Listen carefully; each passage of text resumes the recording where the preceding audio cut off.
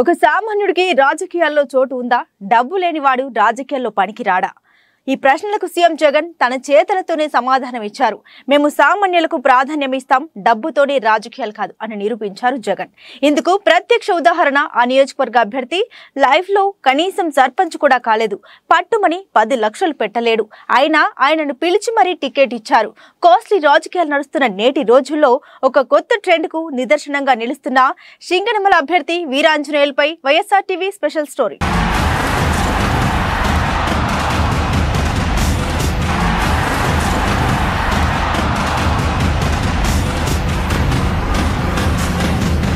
పేదరికంతో నిద్రిస్తున్న వేళ అదృష్ట దేవత పిలిచి మరీ తలుపు తడితే ఎలా ఉంటుంది?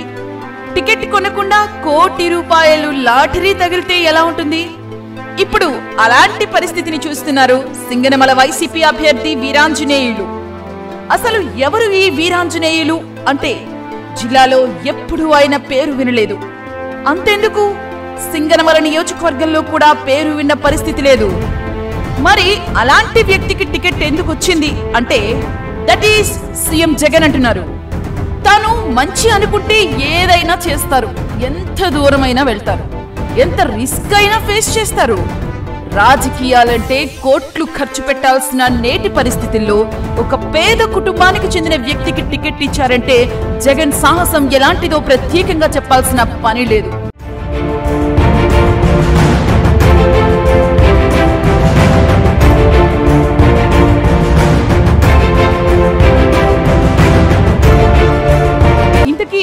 ఈ వీరాంజనేయులు బ్యాక్గ్రౌండ్ ఏంటి అంటే మన్నెపాకుల వీరాంజనేయులు విద్యావంతుడు.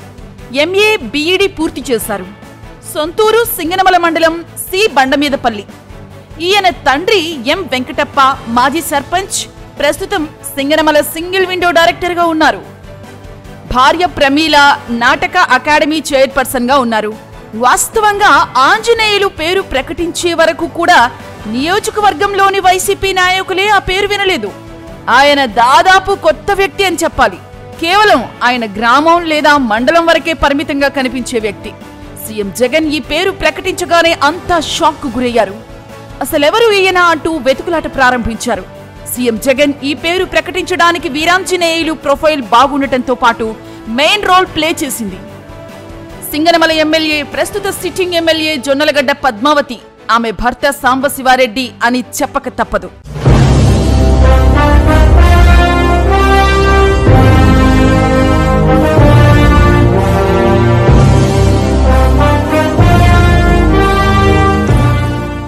ఒక సిట్టింగ్ ఎమ్మెల్యేని కాదని సీఎం జగన్ ఎందుకు ఇలాంటి నిర్ణయం తీసుకున్నారనే ప్రశ్న వినిపిస్తుంది. దీనికి ప్రధానమైన కారణం క్యాస్ట్ ఈక్వేషన్స్. నియోజకవర్గంలో మాదిగ సామాజిక వర్గం ఎక్కువగా ఉంది. ఎమ్మెల్యే పద్మావతి మాల సామాజిక వర్గానికి చెందిన మహిళ. గత కొన్ని రోజులు తమకు ప్రాధాన్యం ఇవ్వడం లేదన్న ఆవేదనతో మాదిగలు ఉన్నారు. అందుకే జగన్ ఈ నిర్ణయం తీసుకున్నారు.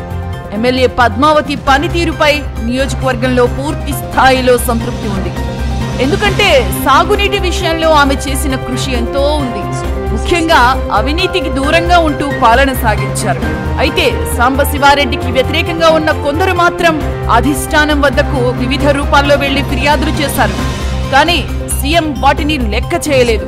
తాను అనుకుంటున్న విషయాన్ని పద్మావతి, సాంబ దంపతుల్ని పిలిపించి చెప్పారు. వారు మొదట కొంత విముఖత వ్యక్తం చేసినా మేము ఉంటే జగన్తోనే ఉంటామని భార్యాభర్తలు ఇద్దరు చెప్పేశారు. మాకు టిక్కెట్లు, పదవులు కాదు, జగన్ సీఎంగా ఉండటమే ముఖ్యమన్నారు. అందుకే జగన్ కూడా వారికి అంతే ప్రాధాన్యత ఇస్తూ మీరు ఎంపిక చేసిన అభ్యర్థికే టికెట్ ఇస్తానని చెప్పారు.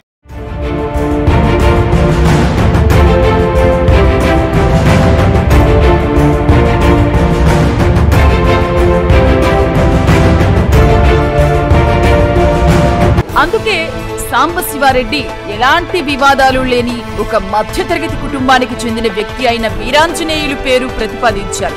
దీనికి సీఎం జగన్ కూడా ఓకే చెప్పారు.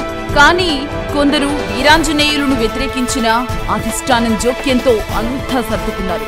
ఇప్పుడు ఒక సామాన్యుడు వైసీపీ అభ్యర్థిగా ప్రచారంలో దూసుకుపోతున్నారు. ప్రస్తుతం ప్రచారంలో వీరాంజనేయులు దూసుకుపోతున్నారు. ఎక్కడికి వెళ్లినా ఆయనకు మంచి స్పందన వస్తోంది. గ్రామాల్లో ప్రజలు పార్టీకి అపూర్వ స్వాగతం పలుకుతున్నారు. గ్రామాల్లోని ప్రజల్ని ఆప్యాయంగా పలకరిస్తూ వారి యోగక్షేమాలను తెలుసుకుంటూ ముందుకు సాగుతున్నారు. మరోవైపు సాంబశివారెడ్డి కూడా వీరాంజనేయులు గెలుపు బాధ్యతల్ని భుజాన వేసుకుని పనిచేస్తున్నారు.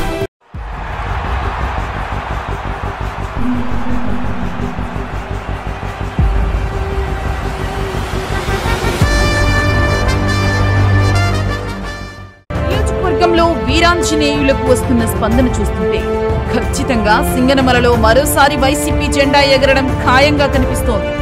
సీఎం జగన్ అనుకుంటే ఒక సామాన్యుడికి ఎలాంటి ప్రాధాన్యం ఇస్తారని చెప్పేందుకు వీరాంజనేయులు సాక్ష్యం అని చెప్పవచ్చు. డబ్బులు పెట్టి ఎమ్మెల్యేల్ని కొంటూ బడాబాబులకు టిక్కెట్లు ఇస్తున్న ప్రతిపక్ష పార్టీకి వీరాంజనేయులు లాంటి వారి ద్వారా సీఎం జగన్ సమాధానమిస్తారని వైసీపీ నాయకులు చెబుతున్నారు.